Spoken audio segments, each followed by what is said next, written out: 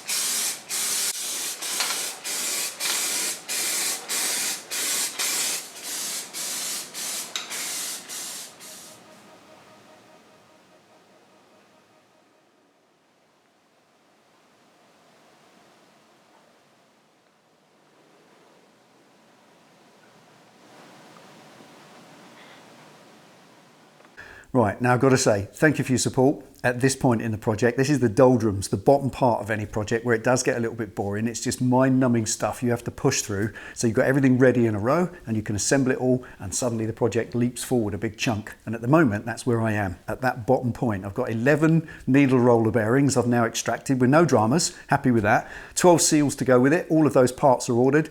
I've also ordered new taper roller headstock bearings to go in it because they're ball bearings in these and I want to upgrade to tapers. So with all of those bearings, a big old bag full coming from 3 different bearing suppliers. They should all be here in a few days. That is a massive investment, nearly £200. So that's what projects are like. Not only are they a time investment, but they're a financial investment too. So thank you for your support. I really appreciate it. Thank you, patrons, for making this possible. Anyway, if the bearings arrive in time for the next video, we'll start pressing them into the places they live and start assembling parts. If they don't, well, there's lots more to do. I'll do something else. Anyway, thanks again. Take it easy, ride safe, and I'll see you next time.